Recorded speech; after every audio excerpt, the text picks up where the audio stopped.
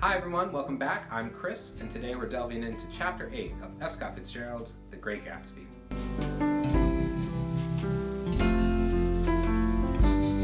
Before we begin, if you've been finding these videos useful, please hit the like button. This causes YouTube to show the video to other people who will find it helpful. Chapter 8 opens in the early hours before dawn. Nick tosses and turns in bed, disgusted by reality and haunted by his dreams. Near dawn, he hears a car go up Gatsby's driveway, and so he jumps out of bed. He wants to warn Gatsby about something. Maybe it's a warning about how in Chapter 7, Nick overheard Tom telling Wilson the yellow car wasn't his. Gatsby's door is wide open. Nick enters and finds Gatsby leaning against a table. Gatsby shares the result of his vigil at the Buchanan mansion. Gatsby says, "Nothing happened. I waited, and about 4 o'clock she came to the window and stood there for a minute and then turned out the light." Nick and Gatsby wander through Gatsby's mansion looking for cigarettes. Once the site of extravagant parties hosted by Gatsby, attended by hundreds of guests, who Gatsby entertained with champagne and catered meals and a full orchestra. Now Nick describes the mansion as empty, dark, ghostly, musty. Nick warns Gatsby to skip town as surely the police will be able to trace his car. Gatsby responds, "Go away now, old sport? Now that he's been reunited with Daisy? Now that Daisy in Chapter 7 did, under duress, say she never loved Tom? Now is the time Gatsby should leave?" It's an unfathomable thought. It is now that Gatsby reveals that he is the son of poor farmers from North Dakota. Remember, Nick told us this information in Chapter 6 because Nick did not want us to believe all of the rumors about Gatsby. We flash back to October of 1917. Nick is narrating Gatsby's reflection on Daisy. She was the first nice girl he had ever known. In various unrevealed capacities, he had come in contact with such people, but always with indiscernible barbed wire between. Daisy is the first nice girl Gatsby had ever talked to.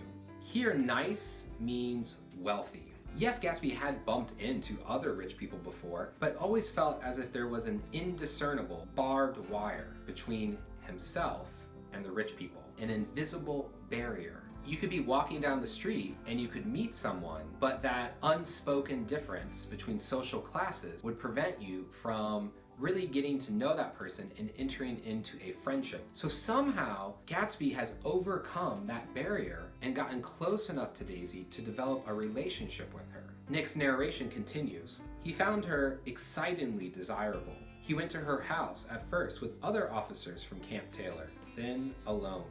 It amazed him. He had never been in such a beautiful house before. But what gave it an air of breathless intensity was that Daisy lived there. It was as casual a thing to her as his tent out at camp was to him. There was a ripe mystery about it, a hint of bedrooms upstairs, more beautiful and cool than other bedrooms, of gay and radiant activities taking place through its corridors, and of romances that were not musty and laid away already in lavender, but fresh and breathing and redolent of this year's shining motor cars, and of dances whose flowers were scarcely withered. To Gatsby, who grew up in North Dakota to poor farmers, most likely they lived in a very humble house, maybe a one-bedroom house. Daisy lives in the most beautiful house in Louisville, and Daisy doesn't even understand how magnificent her house is. Because she comes from this life of privilege and she's always existed in this bubble, she just looks at her house like a casual thing. Just like Gatsby looks at his tent in the army training camp. Oh, it's just where I sleep at night. I sleep in this tent. It's a natural thing. I'm an officer in the army. I'm training to go to war. I sleep in a tent. Daisy's house is just as natural to her because she's always been there. She was born into it.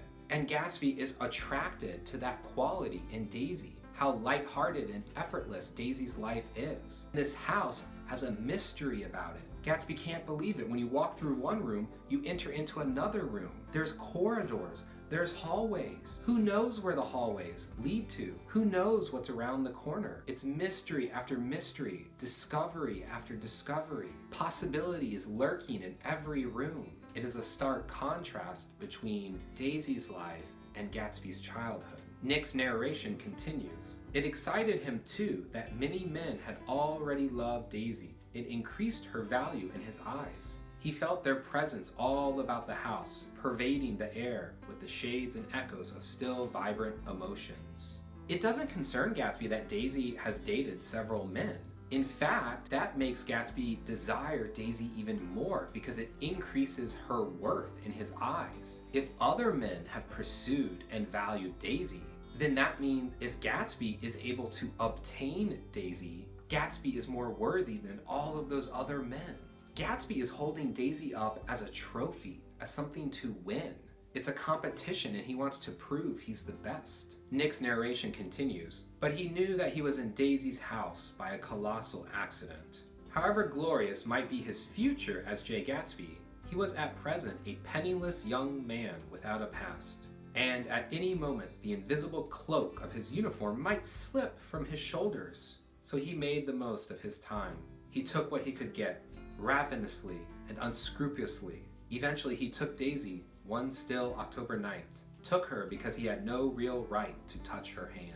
Going back to that invisible barrier between social classes, Gatsby understands that it is some accident of the universe that he is in Daisy's house and Daisy is giving him attention and talking to him. So Gatsby wastes no time. He realizes that most likely Daisy's talking to him because his uniform is a costume. Because it is wartime and the citizens of Louisville are performing their patriotic duty and hosting parties and dances for the soldiers at the nearby army camp, Daisy is going to be interacting with a lot of these young soldiers. And so when Daisy looks out into a room, she just sees everyone as equal. And so Gatsby blends into that crowd. Gatsby's uniform is a costume, it's a cloak. And Gatsby's worried at any moment that costume could fall off of him and Daisy would see the real Gatsby, the real man underneath the clothes, a man from dirt poor beginnings. Because Gatsby aspires for something more in life, he takes advantage of this opportunity.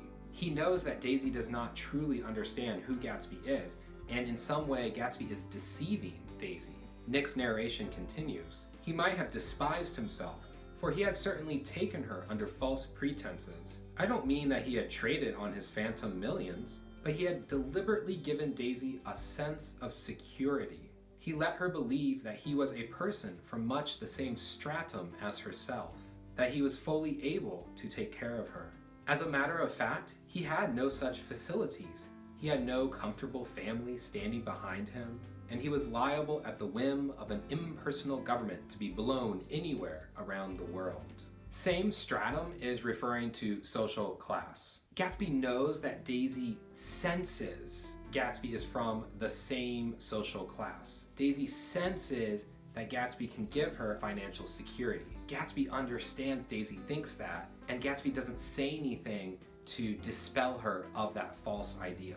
Nick's narration continues, but he didn't despise himself, and it didn't turn out as he had imagined. He had intended, probably, to take what he could and go, but now he found that he had committed himself to the following of a Grail.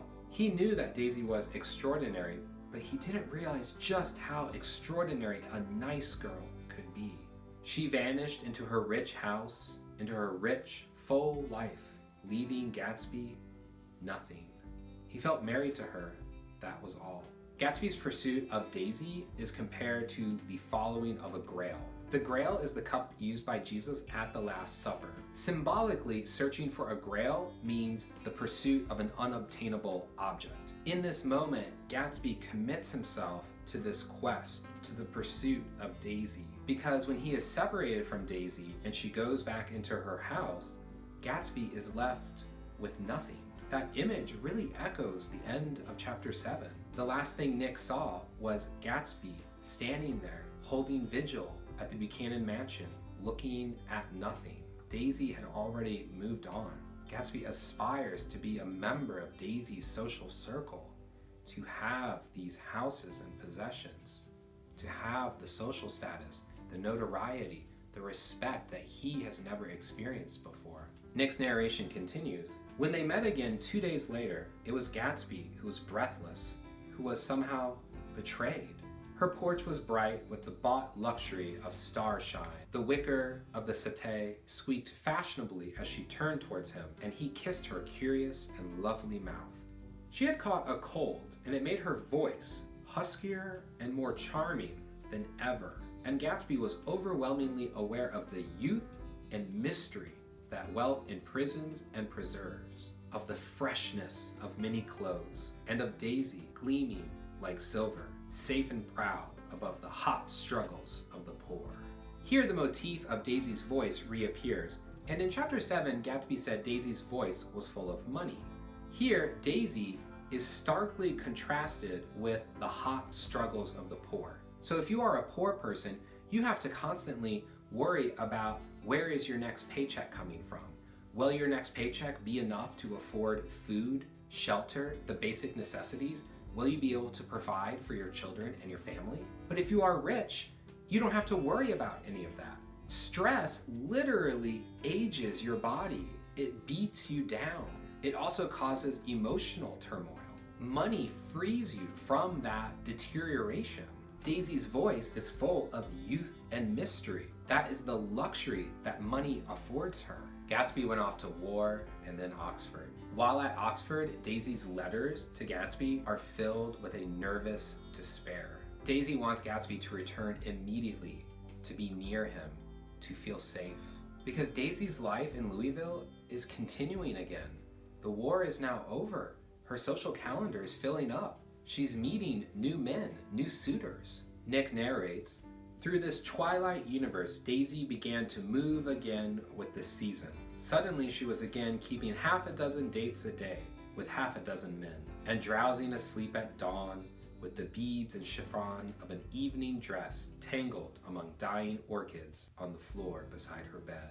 And all the time, something within her was crying for a decision. She wanted her life shaped now, immediately, and the decision must be made by some force of love, of money, of unquestionable practicality that was close at hand.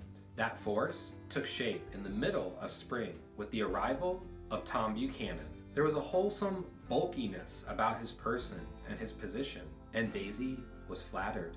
Doubtless there was a certain struggle and a certain relief. The letter reached Gatsby while he was still at Oxford. With some struggle and hesitation, Daisy makes a practical decision and marries Tom, whom she considers a safe bet. Tom is from a high social class. Daisy is flattered that Tom has shown interest in her. Gatsby is halfway around the world. Tom is standing right in front of her, offering her a life free of worry. In the present, it is dawn now, and Nick is still in Gatsby's mansion. Gatsby says to Nick, "I don't think she ever loved him. You must remember, old sport, she was very excited this afternoon. He told her those things in a way that frightened her, that made it look as if I was some kind of cheap sharper. And the result was she hardly knew what she was saying. Of course, she might have loved him just for a minute, when they were first married, and loved me more even then, do you see?" Gatsby is still delusional, still clutching his idealized version of Daisy. He's in denial. The hours crawl by, and Nick keeps Gatsby company. At 9 a.m., a servant comes and tells Gatsby that he's going to drain the pool today, and Gatsby says, "Don't do it today, I haven't used my pool all summer." Nick needs to leave. He needs to take the train to go to work, but he doesn't want to leave Gatsby alone. And so he misses a few trains. He keeps delaying his departure. Nick finally forces himself to leave, and he tells Gatsby he'll call him at noon. This causes Gatsby to say, "I suppose Daisy will call too." They shake hands. Nick turns to leave, but then he remembers something, and he turns back around. Nick says, "They're a rotten crowd. You're worth the whole damn bunch put together." In chapter 7, we talked about how Myrtle's death caused Nick to start to hate everyone, and Gatsby was included in that. But Gatsby has a redeemable quality. Here, worth refers to something more than monetary value. When Nick says you're worth the whole damn bunch put together, he's saying that your character, your value as a human being, Gatsby is a better person than Tom, Daisy, and Jordan, and that whole group put together. Because Gatsby has a sense of optimism, an extraordinary gift for hope, Nick sees him as someone who has made bad decisions and is misguided, but there is a pureness within Gatsby's heart. Remember, on page 2, Nick said, "Only Gatsby, the man who gives his name to this book, was exempt from my reaction. Gatsby, who represented everything for which I have an unaffected scorn." The paradox is that while Nick doesn't endorse Gatsby's actions, the bootlegging, the ostentatious displays of wealth, vehicular manslaughter, it's not Gatsby who causes Nick to question the morality of the East Coast and ultimately flee from it and return back to his hometown. But more on that in chapter 9. Around noon, Nick is dozing in his office when the phone rings. It's Jordan Baker. She's upset that Nick ignored her last night. Nick responds, "How could it have mattered then?" Nick is pointing out that a woman, Myrtle, has just died, and Jordan is making the whole situation about herself. After a moment of silence, Jordan responds, "However, I want to see you." They half-heartedly proceed to make plans, but the conversation slowly dwindles until one of them hangs up. Nick doesn't even care to remember who hung up first. The relationship is dead. Nick then calls Gatsby, but the line is busy, and he tries again and again, but he's unable to get through. Nick then interrupts the narrative to return to the previous night to give us more details about the aftermath of Myrtle's death. It took a while to find Myrtle's sister Catherine because she was out partying. A group of men sit with George, but they leave one by one until it's just George and Mikey Ellis. George begins to mutter under his breath about a yellow car and how he has a way of finding out who it belongs to. He blurts out that his wife had returned from the city a few months ago with a swollen nose. This, of course, is a reference back to chapter 2 when Tom slapped Myrtle. Mikey Ellis makes small talk in an attempt to distract George. We learn that George and Myrtle had been married for 12 years. They didn't have any children. George doesn't belong to a church, but this conversation about church causes George to tell Mikey Ellis to open a drawer, and inside is a small expensive dog leash, the one for the dog that Tom had bought in chapter 2 for Myrtle. George understands that it was a gift from Myrtle's lover, whom he thinks has killed Myrtle. Mikey Ellis tries to convince George it was just an accident, but George is adamant he murdered her. George says, "I know I'm one of those trusting fellas, and I don't think any harm to nobody. But when I get to know a thing, I know it. It was the man in that car. She ran out to speak to him, and he wouldn't stop." George reveals that during that final argument before Myrtle ran towards the road, George had told Myrtle, "I told her she might fool me, but she couldn't fool God. I took her to the window, and I said, God knows what you've been doing, everything you've been doing. You may fool me, but you can't fool God." Mikey Ellis looks out the window and he realizes that George had been directing Myrtle's attention towards the billboard with the eyes of Dr. T.J. Eckelberg. Those eyes represent God, morality, judgment. When Wilson emphasizes God sees everything, Mikey Ellis responds, "That's an advertisement." And of course, in the 20th century, the new God is marketing, advertising, conspicuous consumption. At 6 a.m., Mikey Ellis leaves to catch some sleep. When he returns 4 hours later, George is gone. The novel says, the police, on the strength of what he said to Mikey Ellis, that he had a way of finding out, supposed that he spent that time going from garage to garage thereabout, inquiring for a yellow car. On the other hand, no garage man who had seen him ever came forward, and perhaps he had an easier, surer way of finding out what he wanted to know. By 2:30, he was in West Egg, where he asked someone the way to Gatsby's house. So by that time, he knew Gatsby's name. George has never met Gatsby before, has never heard Gatsby's name, and so the question becomes, how did George end up in West Egg asking for Gatsby? The hint here is that Tom has something to do with it. More on that in chapter 9. It's now 2 p.m. Gatsby changes into his swimming suit, grabs a floating mattress, and plunges into his pool. An ashen, ghostly figure emerges from the tree line. It is George, who avenges his wife's death by shooting Gatsby.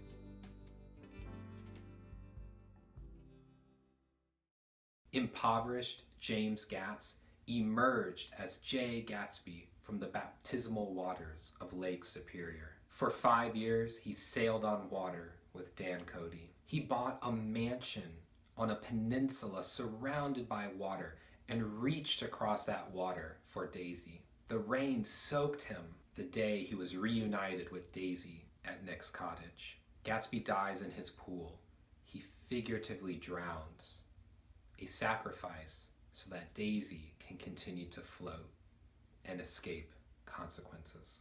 I hope this video helped clarify Chapter 9. If you have any lingering questions, let me know in the comments and I'll try to help you out. If you found this video helpful, please hit the like button so other people can discover it. In our next video, we will cover Chapter 9, in which Nick says his final goodbyes to Gatsby and to New York City.